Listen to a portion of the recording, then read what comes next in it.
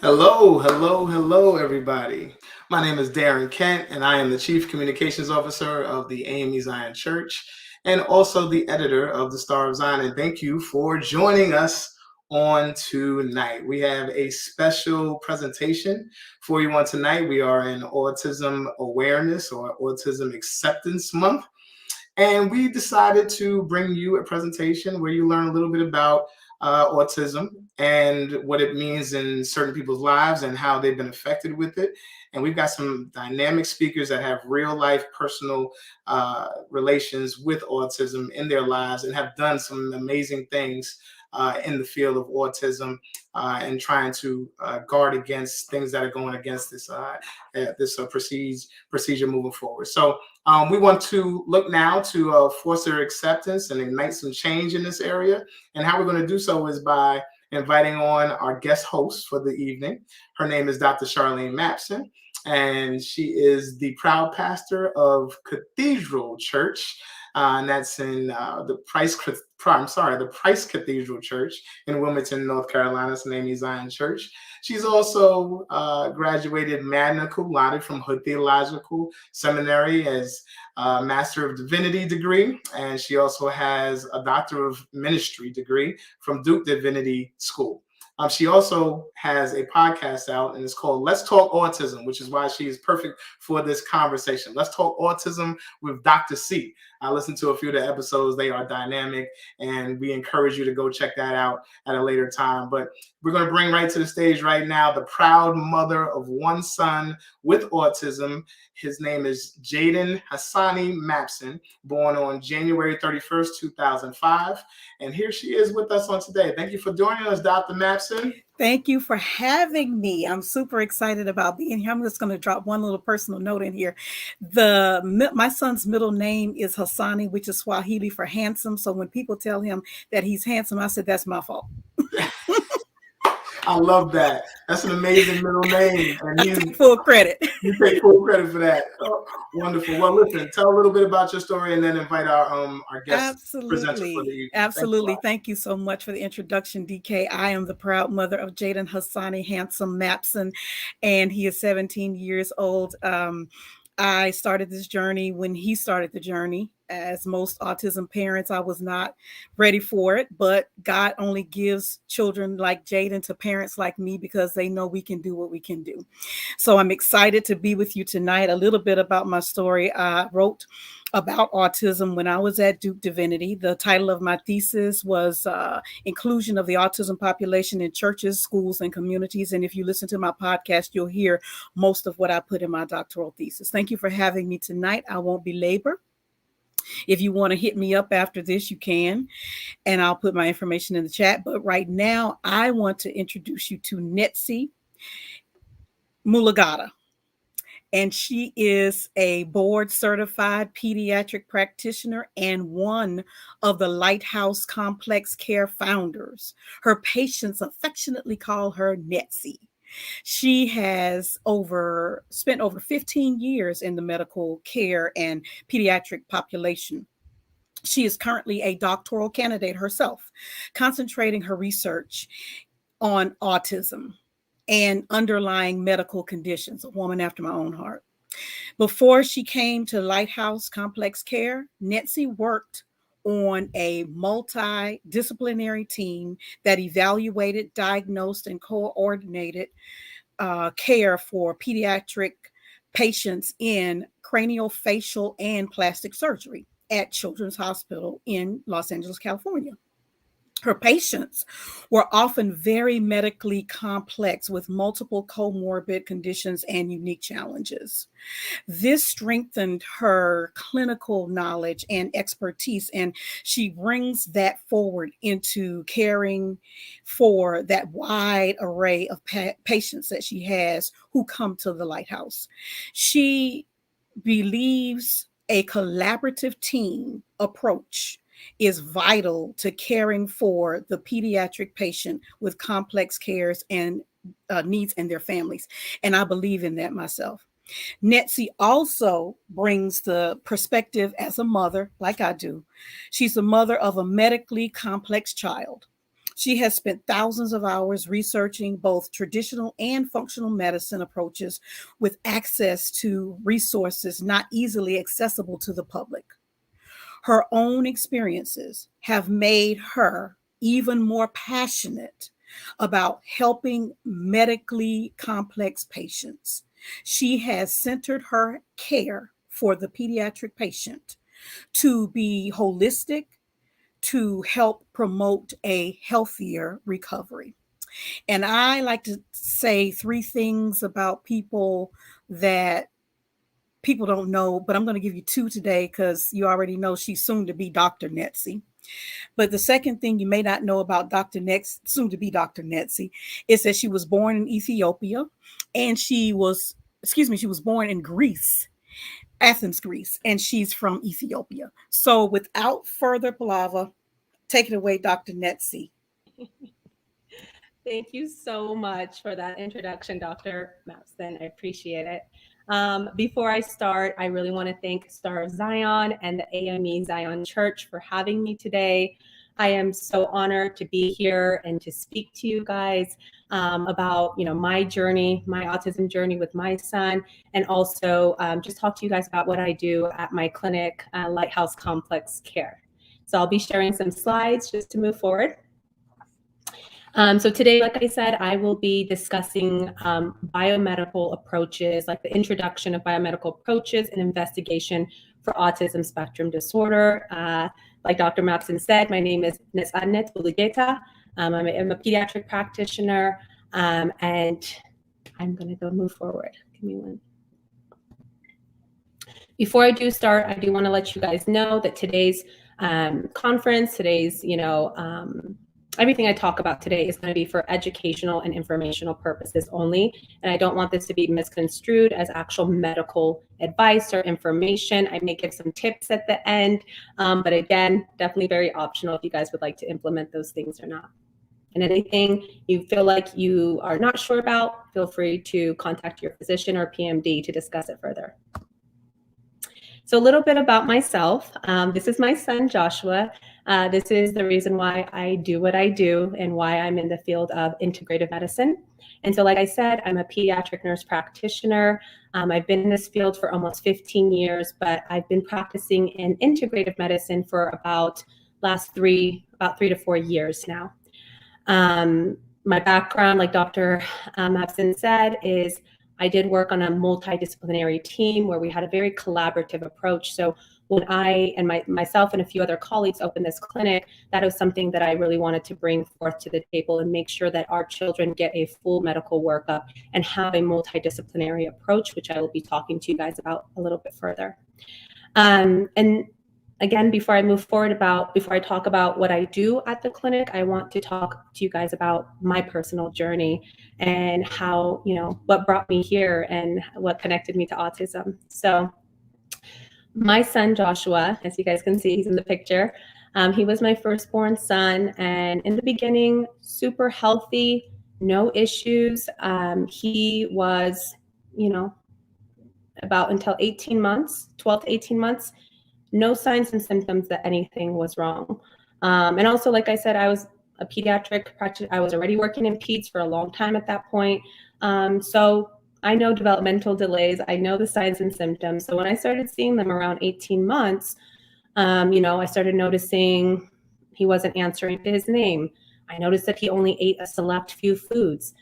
Sensory issues. I had to, we had to blend up everything, or he used those squeezy pouches to eat because everything else would make him gag or vomit, or, so it was a lot of sensory issues. A lot of times not a lot of times, actually the first 4 years of his life, he did not sleep through the night. And so, as most parents know, those first few weeks or even months where you have that newborn baby phase and your baby's waking up every hour crying, imagine going through that for almost 4 years. So that was our life. And so it was definitely very hard. And I remember closer, 18 months to 2 years, I went into my provider, a pediatrician, and said, hey, can do an evaluation. He's not talking. I have all these signs and symptoms.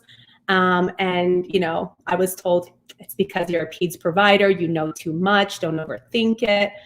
Boys talk a little slow. And of course, as a parent, that was easier to hear for me, right? Like I'd rather hear that my kid is just a little, on the slower end than saying that, he has autism.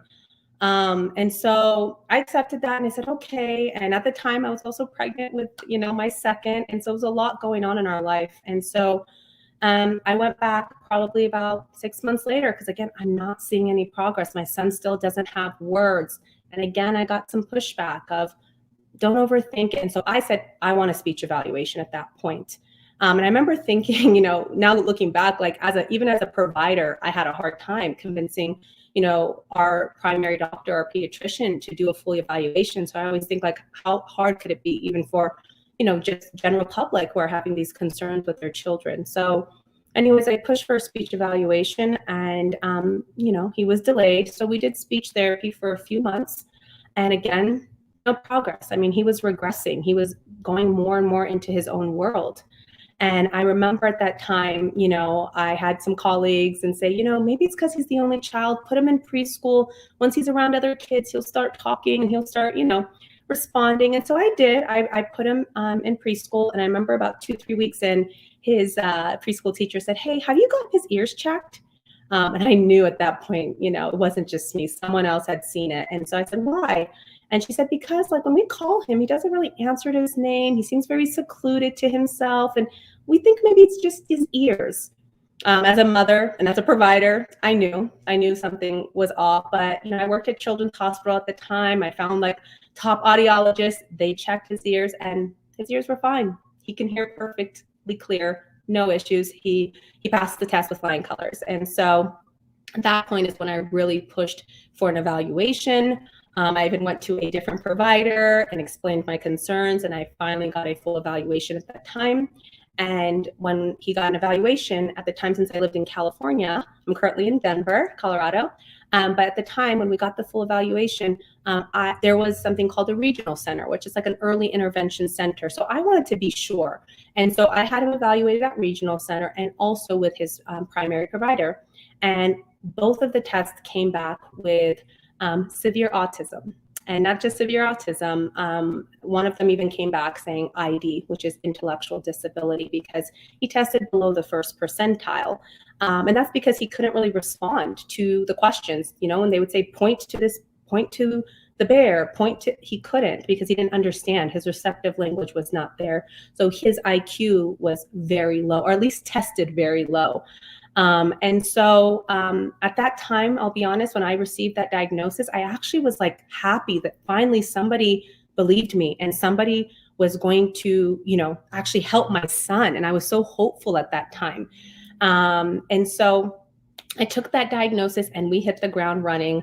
I asked, what am I supposed to do? And they said to do ABA, which is behavioral therapy, speech therapy, feeding therapy. We even added in music therapy. I mean, we did everything. We pulled him out of the other preschool and we actually put him into a special ed that kind of, also had behavioral and one-on-one. And so, we did everything we could. I mean, to the point where, most autism parents know this.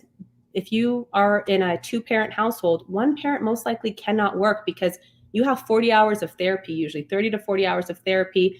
You have to take them back and forth. It's a lot going on. So at that time, I was in the medical field. So I said, let me stay because I have my connections, I have resources. So my husband ended up, leaving his career to full-time, help my son and take him to these therapies, because we were going to do everything to help our child. And so we did that. And about 6 to 8 months in at this point, so we got his diagnosis around 3. We did this therapy till about 3.5 or so.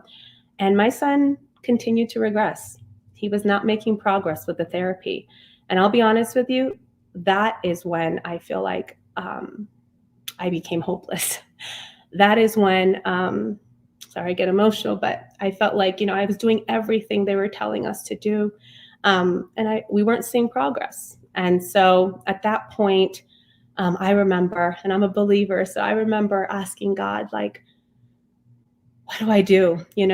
How do I navigate this space? And I've never asked God, why did you give me an autistic kid? But I just said, God, what do you want me to learn through this experience? And what I felt like filled me and filled my heart was, through Joshua, many children are going to be healed. I just kept hearing that. And that's what filled my heart. And I said, okay, God, that's what it is. I'll do whatever it takes. And then I just kept hearing, do your own research, do your own research. And I remember it was like 2, 3 in the morning. I woke up and I just started scouring the internet, whatever I could find to help my child. And I just read and read. And I happened to get to a website called TACA, TACA. And I think they've changed their name since then, but it's TACA.org. But basically, this website talked about the underlying issues that can contribute to autism behaviors. There's a lot of underlying medical conditions that go untreated, that can contribute to these maladaptive behaviors. So stimming, picky eating, toe walking, flapping, a lot of these underlying issues can be related to, like, again, medical issues.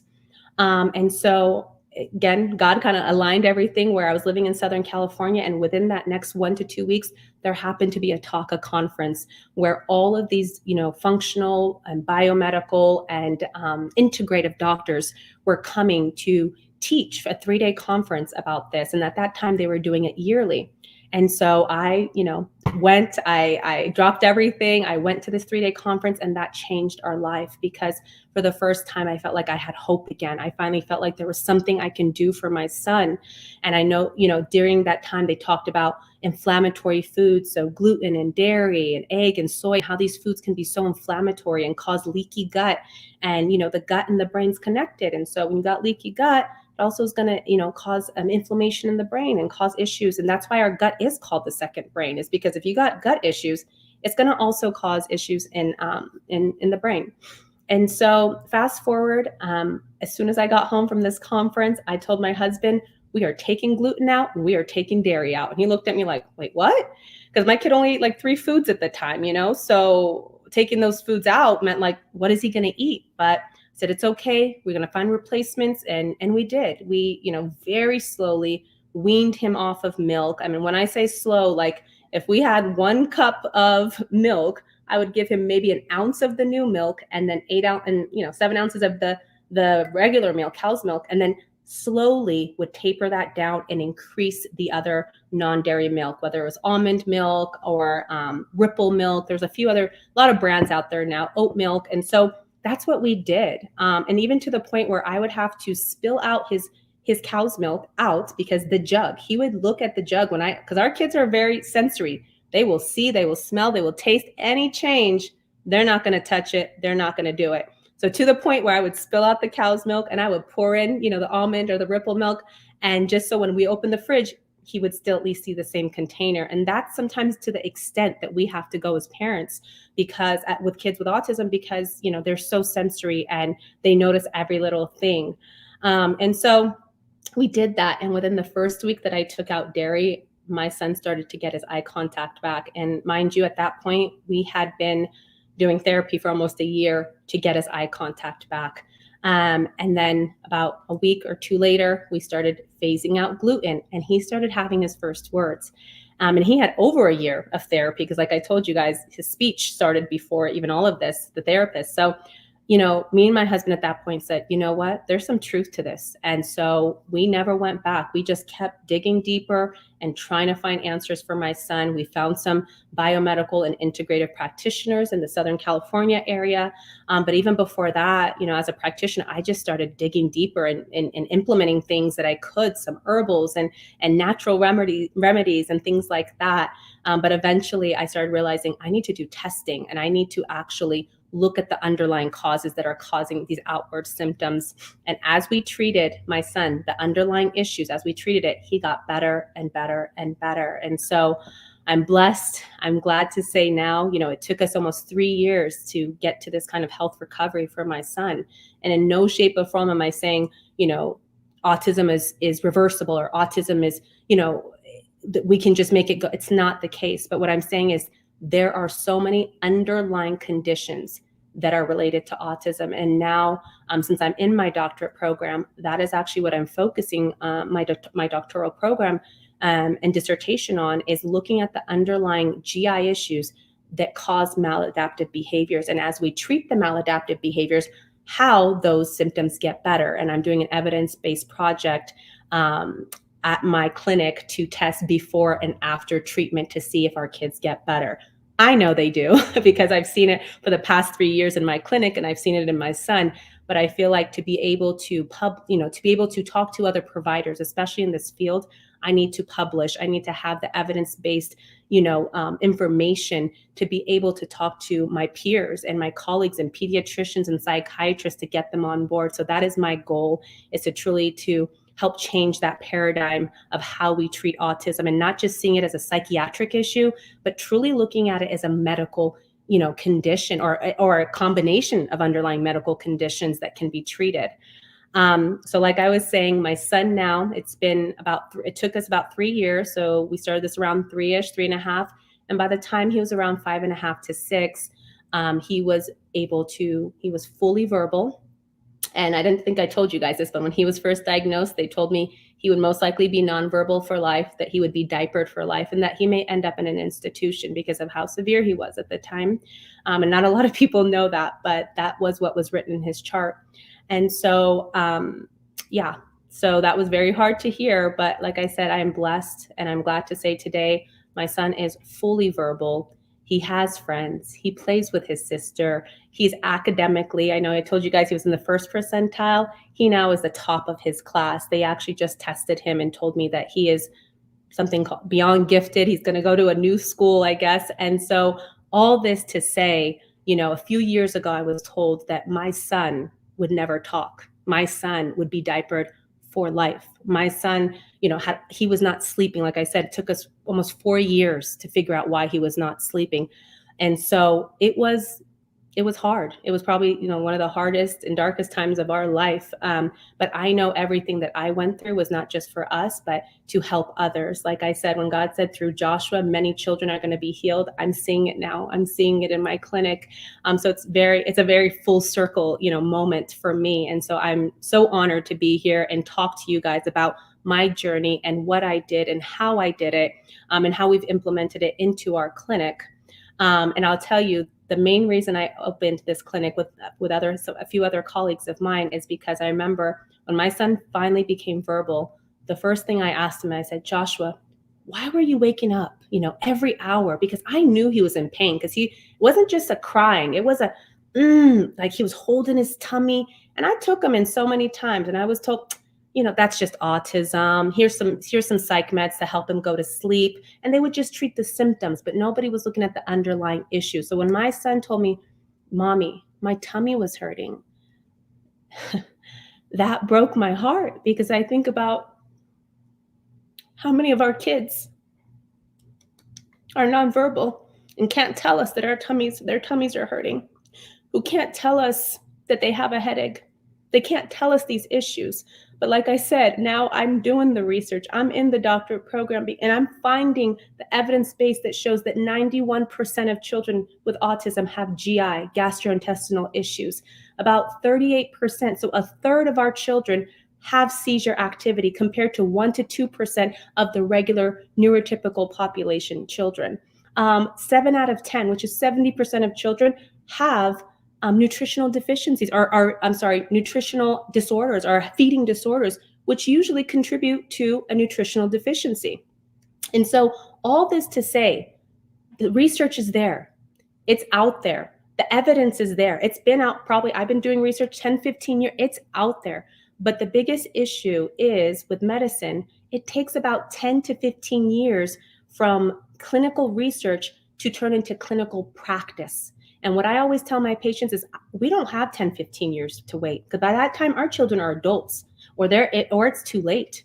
And so what my clinic does is we look at the cutting edge research. We find what is today. If they're telling me today that vitamin D or black cumin seed oil is going to help reduce inflammation, we're implementing that today, because we don't have 10, 15 years to wait till the rest of medicine or Western medicine mainstream is on board. We have to find the cutting edge research, and we have to implement it now. And what I'm telling you is, by doing my dissertation, I'm finding research and information every day. It's out there, but like I said, it's not always easily accessible. But the PubMed articles, the evidence-based articles are out there. And so today I'm going to be talking to you guys about some of those underlying medical conditions. But the main reason I really am here today is to give families hope, especially kids with autism, that there's something that we can do for our kids. There's something tangible. There's something we're told a lot of times, this is just autism, accept it, right? Not to say that, having cancer or having diabetes is better, but one thing I always say is that at least with, kids who have cancer, there's cancer research, cancer, hospitals, there's all these things. For kids who have diabetes, there is something that you can do, or at least there's active research. There's these foundations. For us though, we're told this is autism, accept it. This is probably how your child's going to be for life. If you would like some help, here's some therapy and some psychiatric meds. But that's it. In psychiatric meds, all they're doing is treating the symptoms. They're not getting to the root cause. Why are our kids stimming? And so, like I was saying, I'm going to talk to you about some of the underlying issues that are related to autism. One thing I want to let you guys know is that, autism symptoms, I'm not saying autism itself, but some of these symptoms are medical and are treatable. And autism is a very complex disorder that may involve many different underlying medical issues. And I'm going to be talking to you about that on this next slide. So this is our approach of how we treat autism in our clinic. This is a multidisciplinary approach. Like I told you, that is my background. So that was something when I was able to meet with a few other like-minded providers and we opened this clinic, we decided to have a multidisciplinary approach because our kids need a full head-to-toe assessment. And so if you look at the base of this pyramid, the first thing that we look at is diet. And so when we look at diet, we don't just do an IgE, which is a food allergy test. We do a food sensitivity test, which is an IgA test, because that is what causes that inflammatory response in the gut and even systemically. And so we check for the top 4 foods, which is gluten, dairy, egg, and soy. And once we test for those foods, then we can say, okay, these 2 or 3 foods, if they're IgA positive, we ask you to do an elimination diet where we ask you to take those foods out for at least 2 to 3 months, or actually 3 months, to see if we see a response. And a lot of times we do. A lot of times I see kids start stimming less hyperactive. Especially when we take out dairy, I see kids start sleeping through the night. And so I see a lot of improvement when we change the issues that are causing the gut to be, there's something called leaky gut. And basically what leaky gut is when you eat inflammatory foods or you have infections that cause that gut lining to wear down, it causes holes in the gut. And so things that should be, in the gut, it should be a closed system and ending up pretty much in the toilet, ends up leaking out into the bloodstream. And a lot of times our body sees those particles as foreign invaders. So your body starts attacking itself, almost like an autoimmune response. So you get inflammation, not only in the gut, you get inflammation in the brain and systemically. And inflammation can cause so many conditions and so many issues, especially when you have it in the brain. Developmentally, we see regression with our kids. So that's why a lot of times, like my son, when we went gluten-free, dairy-free, we started seeing words. We started seeing, eye contact. That's right, brain cognitive function. But what we were doing was we were fixing the gut. But because of that gut-brain connection, As we fixed the gut, the brain also started to heal. The next area we look at, as you can see, is gut imbalance. And what this is we are looking at infections. So in the gut, a lot of times conventional or testing doesn't check for all of these things. But when you do more functional or biomedical testing, we look for leaky gut, we look for bacteria, yeast, parasites. And as we deal with these underlying issues, many times we see our kids' symptoms getting better. I've seen it in my son, and I've seen it in now hundreds of my patients. And so dealing with the underlying issues is so, so important. The next thing we look at is nutritional deficiency. This is a huge issue with kids with autism because they are such picky eaters, or they're very sensory prone. So they don't eat a lot of different variety. And because of that, nutritionally, they're deficit. They're not getting all their nutrition from those few foods that they're eating. I remember taking my son in for an evaluation because I said, hey, he's not eating. I need a full blood panel, a nutritional panel. And I was asked why. And, I said, because he's not eating. They said, oh, that's normal for autism. Just take him to feeding therapy.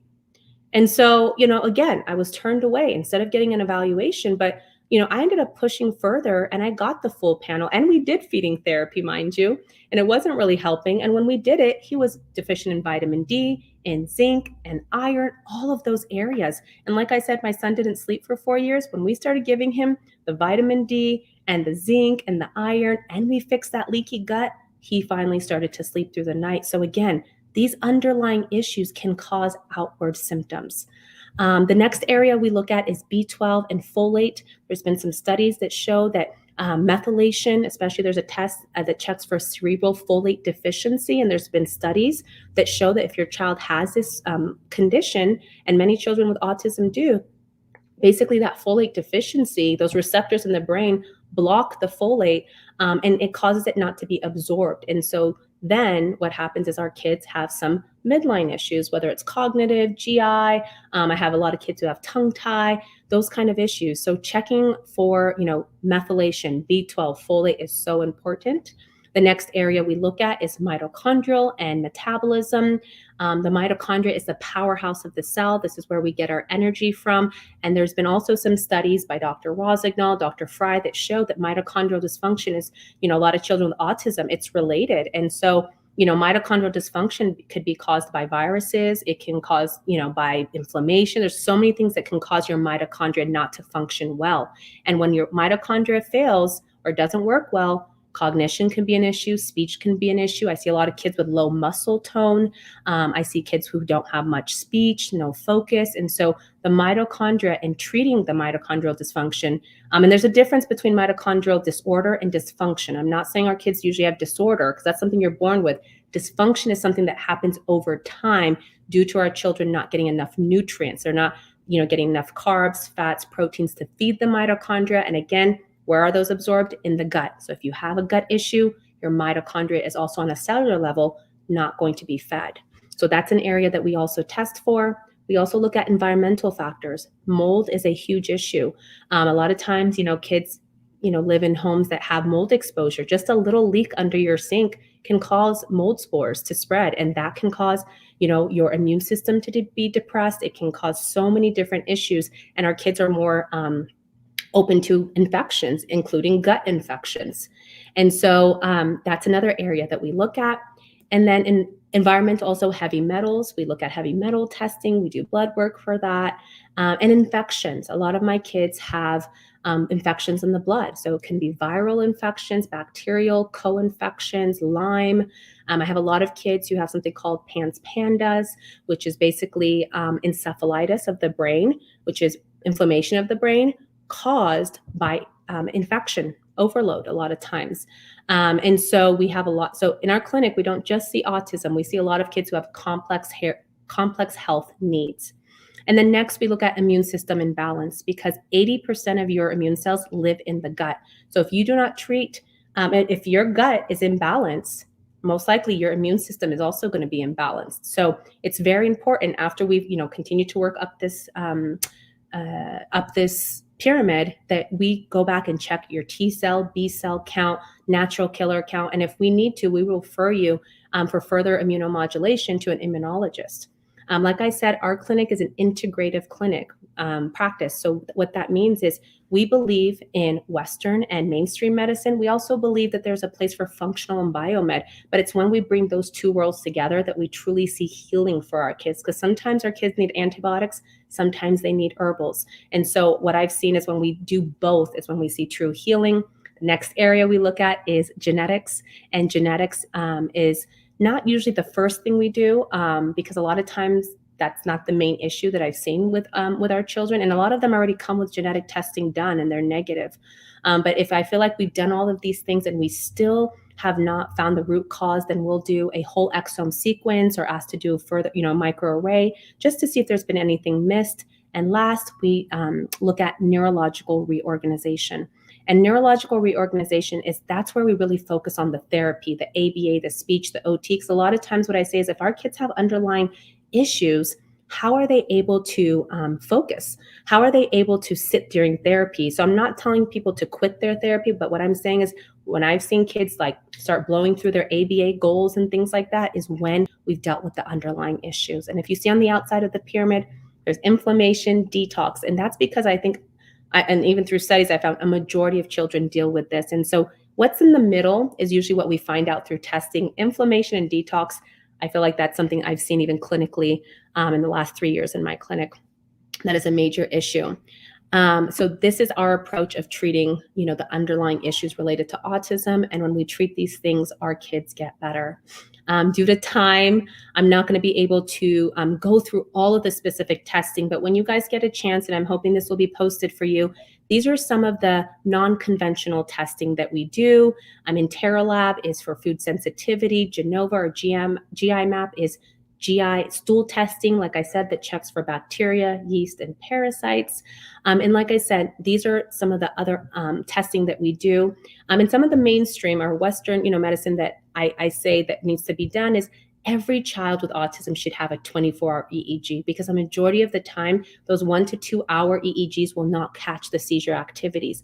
They need a full 24-hour EEG at least once in their life, because like I told you, a third, actually over a third, almost 38% of kids with autism have seizure activity, and a lot of them go untreated or unnoticed because nobody's checking for them. And I also recommend an MRI to do a full, just to make sure there's no actual anatomical issues or, bleeds or anything like that, cyst in the brain. So I do recommend at least once in your child's life to get this full evaluation. This is some blood work that I recommend. Again, this will be posted for you guys. If you guys have a provider or open-minded provider who's willing to do some of this blood work, I do recommend that you guys get a full blood panel to look for nutritional deficiencies. And this is just a little something I put in here to talk about how healing works with our kids. We really want it to be able to go linear from point A, point B, no issues. But really the way healing looks is there's a lot of twists, there's a lot of turns. Like I said, it took us almost 3 years, for my son to be able to get this health recovery. But it was worth it. It was definitely worth it. So just know it's not easy and it takes time. These are a few interventions I've listed here. Like I said, gluten-free, dairy-free diet, if you can implement it. But if you can find a provider who's willing to do this testing for you, I recommend it. I definitely recommend organic as much as possible. At least these dirty dozen, try to keep those, organic as much as possible. Avoid artificial coloring, avoid fast food. And again, if you can, try to, eat things that more from home, low sugar, more natural foods. And this is my second intervention, just because the best way to detox is through your stool, your sweat glands, and your urinary system. And so this is one way to get those toxins out of your skin. And so Epsom salt baths are great. You can do 2 cups of Epsom salt and 2 tablespoons of baking soda. Tablespoons of baking soda. Make sure you mix that in really well. Have your kids sit for at least 20 minutes in the bath, and that can really help. You don't need to do this daily. Do this every 2 to 3 days, but this is a really gentle way to detox our kids and get those toxins out of their body. And this is just some further reading for you guys. If you guys want to learn more about, biomedical treatment, looking at the underlying medical conditions that can contribute to the outward symptoms, feel free to read some of these books. If you're, in changing their diet and you're like, what do I feed my child? This special diets for special kids was a game changer for us. It helped me, so many recipes. So feel free to look at that. And then lastly, if you would like to become a a patient. I always get Netsy, how do we sign up? How do we do this? So you can definitely go to our website at lighthousecomplexcare.com. Feel free to call our office during business hours, Monday through Friday, 8 to 5 Mountain Standard Time. And you can also email us at the info. But the easiest thing to do if you want to be a patient right away is to go to our website, go to future patient, and just fill out the intake form. And usually we'll get you in within a few, maybe 2 to 3 weeks, sometimes even sooner. But that is the best way. But I always advise you don't have to start with me. Just, even if it's in your own town, find a biomed provider, find someone who's going to help you with your child. One of the benefits I'll say with our clinic, and especially since the pandemic, everything is telemedicine. So we see all of our patients through Zoom. We take all major insurance, which is, I think we are the only integrative medicine clinic that does that. But that was a big thing for me, that I wanted to make sure everyone had access to this kind of treatment. And if you have Medicaid and you live in Denver, we accept it. And if you have Medicaid and you're out of state, I have a discount program. So do not worry about that price that you see on the website. Usually we give about half off of that for our Medicaid out of state patients. I never want finances to be a reason why patients cannot start this kind of treatment. And then lastly, if you would like to reach us, if you would like I said, this is our website, this is our phone number. I actually just started a YouTube, and I was a little bit shocked when I saw that your guys' title was When Freedom Speaks. But one thing I didn't mention is that my name, Nesannet, actually means freedom in Amharic, in Ethiopian. And so my YouTube page is actually called Freedom Speaks. I'm just starting it. I think my video will be going up today or tomorrow. But I welcome you guys to come subscribe. I'm going to be talking all about our journey, what we've done for the last few years. And anytime I find any cutting edge research, I would love to share that with you guys. But more than anything, that page is just to give you guys hope and to show you guys that there's something that we can do. So again, thank you, Church of Zion, for inviting me. I'm so honored to be here. And I think I want to go back to Dr. Mapson to open it up for a Q&A session. Thank you so much. Thank you so much, soon to be Dr. Netsy. This has been informative, even for me, someone who has lived with autism for 17 years, and I have a couple of questions in the chat, and then another question that was sent to me. For those of us who have older kids on the spectrum, is it too late for them to get this kind of help? That is a great question. And one thing I always say is it's never too late.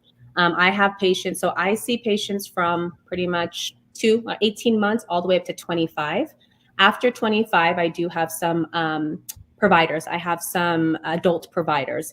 But what I've seen, I have some 21, 22, 23-year-olds who are making amazing progress, and do I promise that your kid is going to recover or not have autism? That is not what I'm saying. But what I'm saying is a lot of times when we deal with those underlying medical conditions, I do see kids to have speech and have focus, because it was that GI distress, that acid reflux, that, I have so many kids with H. pylori and parasites and all of these things that are causing them to be in pain. So the way they show and manifest that pain is with head banging, is with biting, is with being aggressive.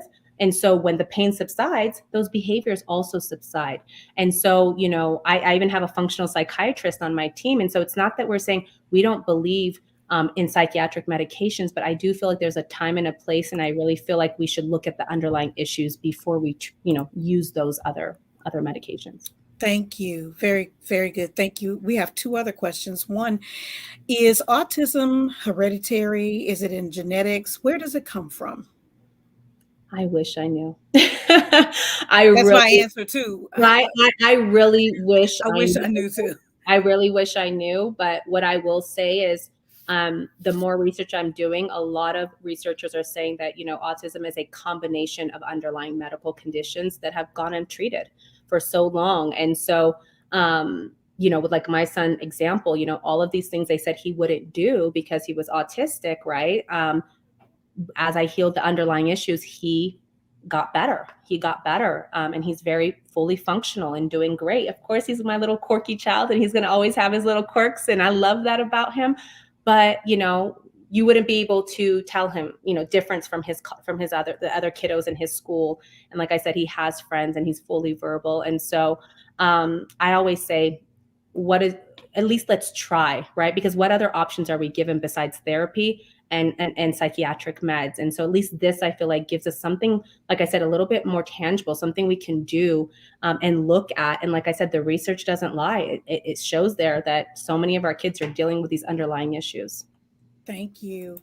And there's another question here. Why does autism seem to affect boys mostly? Again, that's not an area that I feel like has been very well studied. I do know it does affect boys more than it does girls.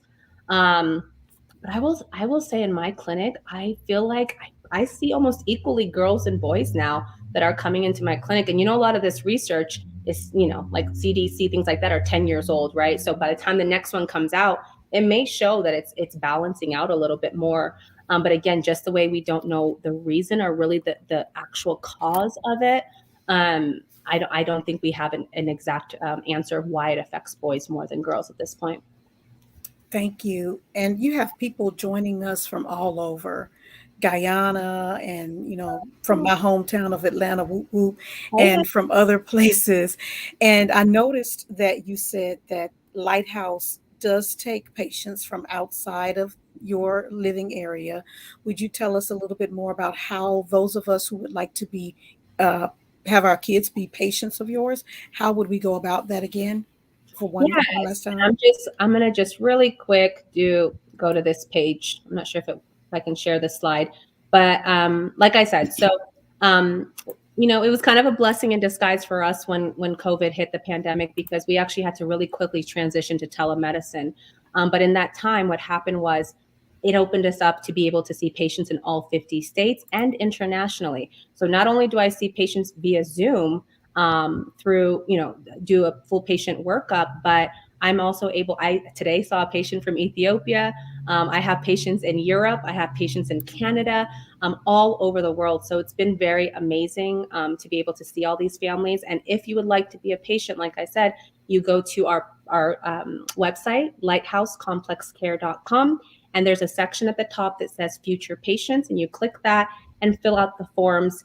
Again, we take all major insurance, so all PPO insurance we do take. And if you are in Denver, we also take Denver Medicaid, because that's where we're licensed. But if you're out of the state and you have Medicaid and you have any financial hardship, we do have a Medicaid discount program. So again, don't let those prices on the website scare you off. We usually, like I said, give about half off of those prices for our Medicaid families. Calling our clinic. I know we're getting so busy right now. We did just hire another front desk, but I don't think calling is always the best way to become a clinic. Just filling out those forms is the best and fastest way. And then feel free, if you have questions, to write us in the info email. And so that's the best way to get a hold of us or to become a patient. And like I said, I think that covers everything, right? And ironically, you mentioned treating someone the other day from Ethiopia, and we actually had a question in the chat. There was someone who asked, "Do you treat children out of state?" For example, Ethiopia.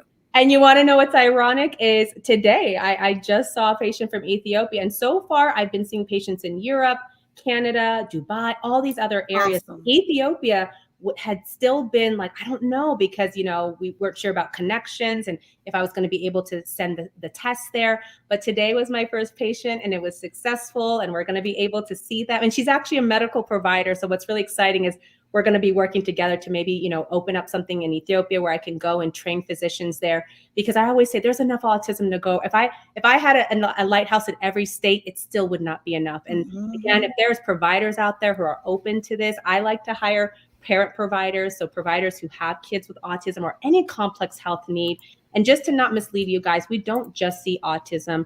We see children with ADHD, anxiety, depression, PANS, PANDAS, POTS, dysautonomia, and now this whole long COVID, right? People are getting COVID and now having all these fatigue and headaches. And so if you go to our website on our homepage, you'll see all of the things that we do treat. But anything complex, any complex healthcare need, we do take care of. We did start off with just pediatrics, but about a few months into our practice, I kept hearing parents say, well, I have the same issues. Can you treat us? And so, that's when I expanded and started hiring some other, adult providers. And so we see the whole family. We see from pediatrics to geriatrics. So if you feel like you have some of these health conditions, not necessarily autistic, but, you have some complex health needs that you feel like maybe other providers haven't been listening or are not really digging deep enough, feel free to come to us or find an integrative provider in your area. And so thank you for saying that, integrative provider. So that is what we should seek in our own areas if we can't or are not able to become patients at your facility. I would say integrative or for biomedical provider.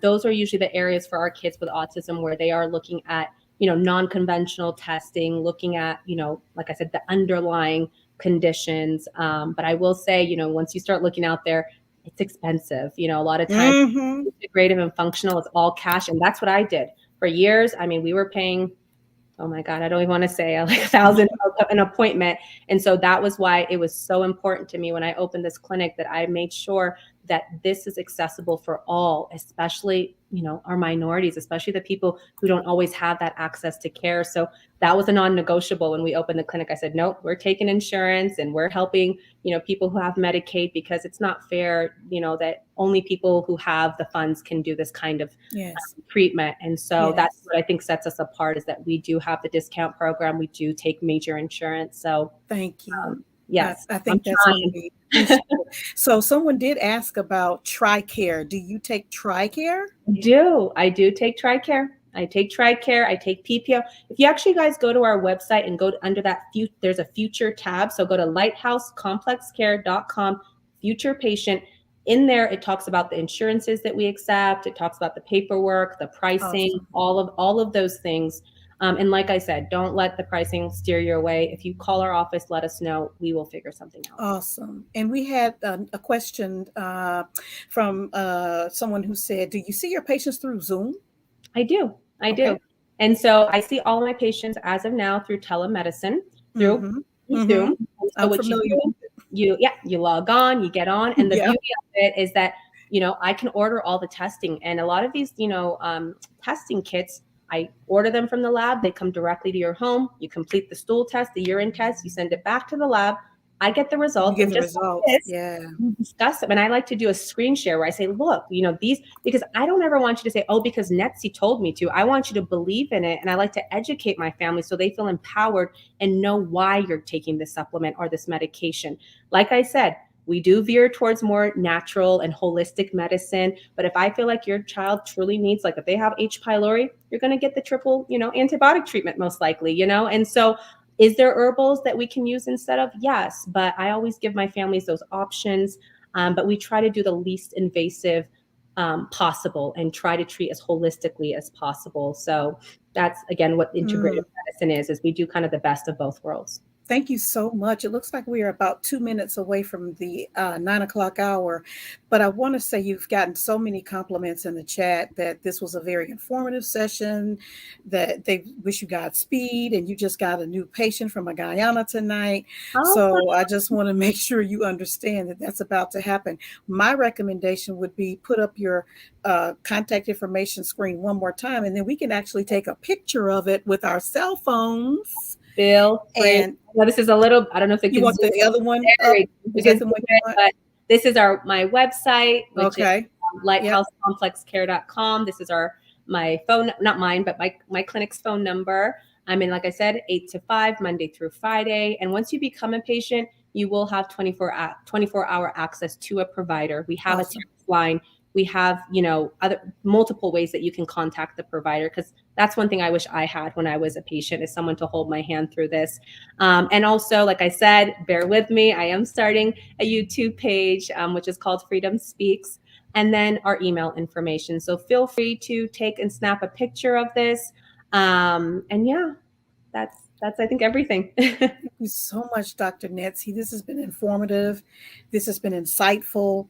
This has been absolutely wonderful tonight. And somebody is actually completing an intake form right now on your website. Yeah. And, and I would like to ask, there was a question that came up in the chat, and this is directed now to DK.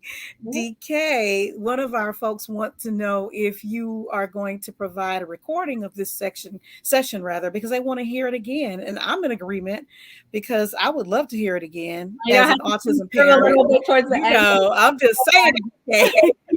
Absolutely. I mean, unequivocally, we are going to make sure that this is up and is going to stay up and is going to be featured on Star of Zion platform. It's already been up on our Facebook page. That's where all these wonderful comments are coming from, and everything that we've done as far as the One Freedom Speak series has been up and is on demand right now. So listen, thank you so much, Dr. Netsy. Thank you so much, Dr. Madsen. Me, guys. Oh my goodness, you are a godsend, both of you. You both have your stories, and listen, don't sleep on Dr. Madsen now. Everybody go and check out her podcast, Let's Talk Autism with Dr. C. Yes.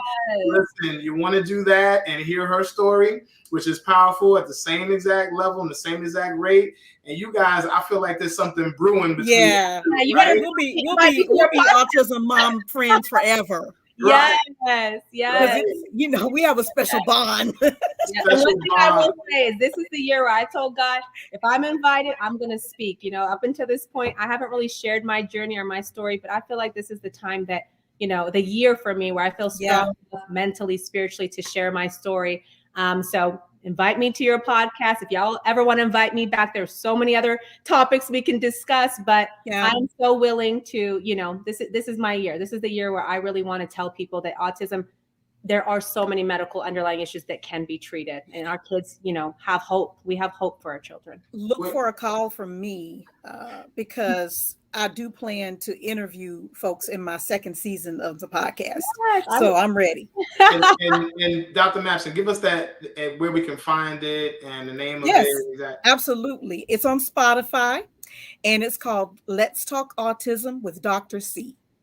Awesome. And the same, if you go to Facebook, I have a Facebook page with the same name, Let's Talk Autism with Dr. C. So that way you don't have to remember how to spell my first name or anything. Is Let's Talk Autism with Dr. C, and give it a listen. And like I said, I'm working on season 2 now, and season 2 is going to involve a lot more interviewing, a lot more interaction. I found some folks here in Wilmington that do autism with Shakespeare. So I'm going to interview them. There's a lot out there. And so I plan to provide a resource, you know, for parents because it's needed. It's so needed. And I spoke last night in another city here in North Carolina. A non-denominational church invited me to talk autism with them. So it was really, really, it's been good to share my story. And like you, soon to be Dr. Netsy, I feel like my experiences with my child will help somebody else's child. Yes, I feel like our transparency is what's going to help others. That's right. And you know, like and a big reason I think I didn't share for so long also is I wanted my son's consent. You know, I really wanted him to be okay with that. Now that he's 8 years old in a good place, and he said, "Yeah, mommy, I want you to share." He even asked me, "Can I start a podcast so I can tell people about my allergies and talk to other kids?" And I said, "You know what? Let's think about that because it's so true. We need to share the word. We need to get this information out there because I feel like so many families are in a very dark place. You know, this is one of the hardest things I hear from my parents is, Netsy, you know, before hearing your talk or before coming to clinic, I was hopeless. I was suicidal. I was depressed. And just hearing that there was something I can do for my child changed my life. And I'm finally sleeping now and I'm eating now and I feel better because there's something they're doing for their child. And so I think it's so important. But the biggest critique I got is, where do we find you? I wish we knew about you a year or 2 ago. So this was my year where I'm like, okay, God, I'm going to step forward. I'm going to start the YouTube. Right. I'm going to start the Instagram. Bear with me because this is not my area, but I'm going to try my best. We'll work together. Yes. And guess what? We'll be here to help. The Star of Zion will definitely be here to assist on the back end. Listen, I just, transparently, I'm talking to a bunch of friends on the back end. Some of them have been watching online. They have been blessed by what they've heard today. I was in the back over here tearing up a little bit. I have 2 young daughters, and I got some bundles of joy that are on the way myself. So I'm just thinking ahead and trying to see how just to be prepared for anything that may happen. The lessons nonetheless, but you just got to be prepared for everything everything. So this is a blessing to me. And I thank you, Dr. Netsy. I can see that you're grounded in your faith, and your faith has pushed you to where you are right now. And now you're going to be an example to many. And we bless, thank God for Joshua, and thank God for your whole family for allowing you to be with us on today. Dr. Mapson, the same thing for you. What you about to say? I'm so glad you said it. Somebody, I think they were talking about my podcast, because somebody said I can't find her channel. So, I think they're talking earlier. They found you. Oh, okay. Yeah, she said right after that. Got it. Somebody with another name. I can't pronounce. So I'm going to put it in the private chat for you, DK, because I don't know how to put it in the public chat. Okay, so and then I'm doing it right now. I'll throw it in the public chat for there you go. And then that way people can click on it, and and teamwork have it. Makes the dream work. That's they're talking about Freedom Speaks. They can't find you. Yes. So like I said, guys, y'all can't find me. Y'all are looking at me right now. bear with me, but I definitely, I think I had some glitches today when I was trying to upload my first video, because I was trying to have it ready for you guys for tonight. But I will definitely have it up soon, and I'll also give Mr. Darren Kent, I will make sure to send him the actual YouTube link, so when he uploads this, he can add the link for you guys to click on there. But like I said, I'm not very savvy in all this social media, so you're gonna have to bear with me as I navigate this. You're doing just fine. Don't worry about it at all. I'm sorry, DK. I have Anna brought up something really important here. She said, question for future projects, how to provide for them when we are gone. Anna, actually, I deal with that with my special needs, autism parenting support group at my church. So what I do is I tell people the time to plan for the end is now. And I have special speakers come in once a month, and they talk about various things like living wills or last wills and testament. And they talk about executor. They talk about trust funds. So, I'll give you my information. If you just want to give me a shout out, you can certainly join us. We're doing it all via Zoom. I just love Zoom. Zoom has done a lot for us, and you're welcome to join us. And I'll make sure I give the information to DK, so DK can pass it on to those of us in the Zion community. And then DK, I just gave you my actual YouTube link, so you can put that up too for people if they want to click on it. And what do they say? It's like and subscribe, whatever that is. Yep, exactly, all of that. I'm gonna help my sister. Yep. I just put it in the chat, so they have both of your information. I'm on the ground. I'm in the clinic, so I'm not really focusing on all that. But I know to help my brothers and sisters, I need to get on social media. So, like I said, this week that's my goal, and I'll make sure to get that video up hopefully by tonight. Anna, I just gave DK my email address for him to share. Okay, so feel free to drop me an email, and I will definitely, as promised, send DK anything that we're having. Like we just had a webinar today that was addressing aggression because of lack of communication amongst those who have autism. And so when you can't, they are the literal definition of I'll show you better than I can tell you. Because if I don't want to do the work that you're giving me, I'll break the pencil or I'll tear the page. Because they're not able to tell you I don't like this or I can't do this. So yeah, I'll send you, DK, everything so you can drop it. And then take it a step further, it could also be that underlying pain that's causing right? So but yes, and if they can't communicate it, then they show us. Right. That's right. So DK, I'm gonna stop talking because I know I'm over time. We're over time a little bit, but no, this is rich and this was needed. And once again, we thank you so much for joining us. I'm gonna take you off the screen for a hot second, and then we're gonna close on out, and then y'all are gonna make the connections in the back room, in the waiting room. That'll work. So yes, thank you so much again for joining us for this edition of When Freedom Speaks. We truly appreciate your participation. And listen, go to www.starofzion.org today. Let me see if I can get the banner up. And please see what we're doing. We're doing more live videos like this every single month, every bunch of health topics. We're focusing on our leadership. and seeing our bishops and learning a little bit more about them. And then we're going to dive into other topics that have to deal with our general officers and their leadership across the board. We've had dynamic panels that have come through that were for Women's History Month. And again, just celebrating all type of topics. And we're going to be attacking social justice issues in the very near future. So please journey with us, join with us, go to starofzion.org, click the live stream tab, subscribe today. Obviously, we want you to be a subscriber of the actual paper and be able to, again, journey with us, give us your news. We do want your news. So I see I'm putting all these trick tickers at the bottom of the screen as I'm talking. So if you see anything that you would like to participate and be published in the Freedom Movement's church, the Freedom Church's a publication, please just let us know, and we'll evaluate it and see if it can be incorporated in one of our upcoming issues.